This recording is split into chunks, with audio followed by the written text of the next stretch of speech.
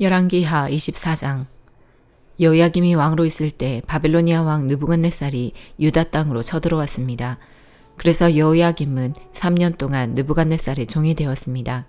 그 뒤에 여호야김이 느부갓네살에게 반역하였습니다. 여호와께서 바벨로니아와 아람과 모압과 암몬의 군대를 유다에 보내셔서 유다를 멸망시키게 하셨습니다. 그래서 여호와께서 그의 종인 예언자들을 통해서 하신 말씀을 이루셨습니다. 이 일이 유다 백성에게 일어난 것은 여호와의 명령에 따른 것입니다. 여호와께서는 므낫세가 저지른 모든 죄 때문에 유다 백성을 여호와 앞에서 내쫓으셨습니다. 므낫세는 죄 없는 사람을 많이 죽였습니다. 므낫세는 예루살렘을 피로 가득 차게 만들었습니다. 여호와께서는 그런 죄를 용서하려 하지 않으셨습니다. 여호야김이 왕으로 있는 동안 일어난 일과 그가 행한 다른 모든 일은 유다 왕들의 역사책에 기록되어 있습니다. 여호야김이 죽고 그의 아들 여호야긴이 뒤를 이어 왕이 되었습니다. 이집트 왕은 자기 땅 밖으로 다시는 나오지 못했습니다.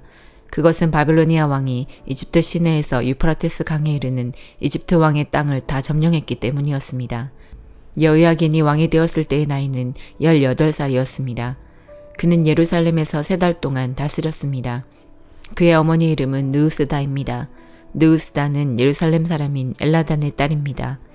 여호야긴은 그의 조상들처럼 여호와께서 보시기에 악한 일을 저질렀습니다. 그 무렵 바빌로니아 왕 느부갓네살의 신하들이 예루살렘으로 올라와서 그 성을 에워쌌습니다. 느부갓네살 왕도 그의 신하들이 그 성을 에워싸고 있는 사이에 그 성에 왔습니다.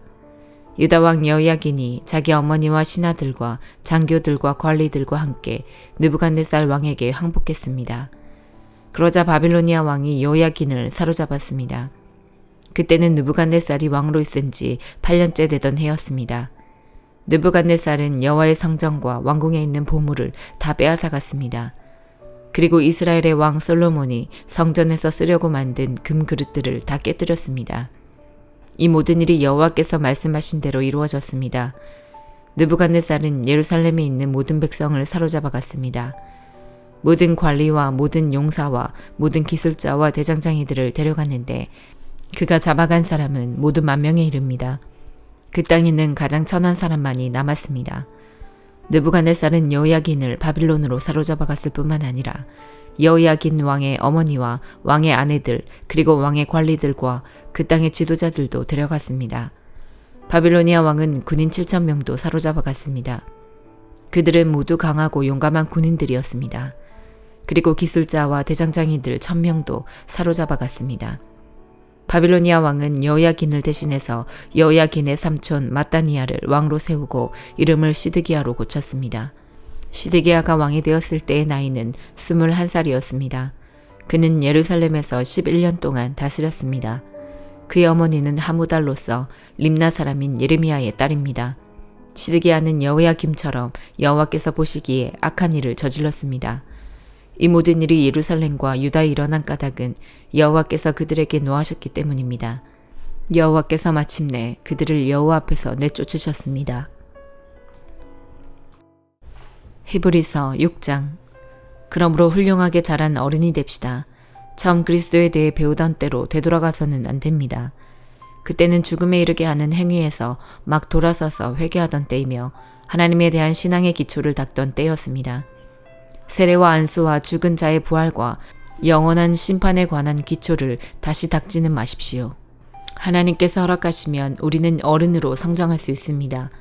변화된 새 생활로 다시 돌아오지 못하는 사람들도 있습니다. 그들은 한때 하나님의 빛 가운데 살았고 하늘의 은사를 맛보며 성령을 경험한 사람들이었습니다. 하나님의 선한 말씀과 앞으로 올 새로운 세상의 능력도 받았습니다. 그런데 그들이 그리스도를 떠나버렸습니다. 이들을 다시 돌이킬 수 있는 방법은 없습니다. 왜냐하면 그들은 하나님의 아들을 다시 십자가에 못 박고 사람들 앞에서 욕되게 했기 때문입니다. 어떤 사람들은 많은 비를 흡수하는 땅과 같습니다. 그런 땅은 좋은 열매를 맺어 하나님께 복을 받습니다. 반면 가시와 엉겅퀴가 많이 자라나 쓸모없는 땅과 같은 사람들도 있습니다. 그런 땅은 저주를 받으며 불에 태워질 것입니다. 사랑하는 여러분, 우리가 비록 이렇게 말하고 있지만 여러분이 구원을 누리게 될 것을 확신합니다. 하나님께서는 공평하시기 때문에 여러분이 한 일들과 성도들을 도우면서 보여준 사랑을 잊지 않으실 것입니다. 또한 여러분이 지금도 그들을 돕고 있다는 것을 기억하실 것입니다. 우리는 여러분이 앞으로도 계속 그 일들을 잘 해나가기를 바랍니다. 그러면 여러분이 원하는 것을 분명히 얻게 될 것입니다. 게으름 피우지 마십시오. 믿음과 인내를 가지고 나아가면 하나님께서 약속하신 것을 받게 될 것입니다. 하나님께서는 아브라함에게 약속하셨습니다. 하나님보다 더 위대한 분은 없으므로 하나님께서는 자기 이름으로 그에게 맹세하시며 말씀하셨습니다. 내가 반드시 너에게 복을 주고 네 자손을 번성하게 하겠다. 아브라함은 인내를 가지고 이 약속을 기다렸고 마침내 그 약속을 받았습니다. 사람들은 보통 자기보다 위대한 사람의 이름을 대며 맹세합니다. 그래서 자기가 말한 것이 사실임을 확증하고 더 이상 논쟁이 계속되지 않도록 합니다. 하나님께서도 자신의 약속이 사실임을 증명하고 싶으셨습니다. 하나님께서는 자신의 약속을 받을 자들에게 이것을 확실히 나타내셨습니다. 그리고 자신의 계획이 변하지 않는다는 것을 그들에게 알리시려고 맹세로 그것을 보증하셨습니다. 하나님께서는 결코 거짓으로 약속하지 않으시며 거짓 맹세도 하지 않으십니다. 변하지 않는 이 두 사실은 하나님께 피난처를 구하는 우리들에게 용기를 주며 우리가 받은 소망을 붙들 수 있는 힘을 줍니다. 우리가 가진 소망은 영혼의 닷처럼 안전하고 튼튼하여 그 소망을 통해 하늘 지성소의 커튼을 열고 그 안에 들어가게 합니다. 예수님께서 우리보다 앞서 그리고 우리를 위하여 먼저 그곳에 들어가셨습니다. 예수님께서는 멜기세덱의 계통을 따른 영원한 대제사장이 되셨습니다. 요엘 3장. 그날이 됐고 그때가 되면 내가 유다와 예루살렘을 회복시켜 주겠다. 그리고 온 나라를 다시 불러 모으겠다. 그들을 여호사밧 골짜기로 데려가서 심판하겠다. 그 나라들은 내 백성 이스라엘을 흩어놓았고 내 백성을 강제로 다른 나라에서 살게 했으며 내 땅을 갈라놓았다. 또한 제비를 뽑아 내 백성을 나누어 가졌으며 소년을 팔아 창녀를 사고 소녀를 팔아 포도주를 사 마셨다. 드로와 시돈과 블레셋 모든 지역아, 너희가 내게 무슨 짓을 하려느냐? 내가 한 일을 보복할 생각이냐? 아니면 나를 해칠 생각이냐? 만약 그렇다면 너희가 내게 한 그대로 내가 곧장 갚아주겠다. 너희는 내 은과 금을 빼앗아갔으며 내 보물을 너희 신전으로 가져갔다.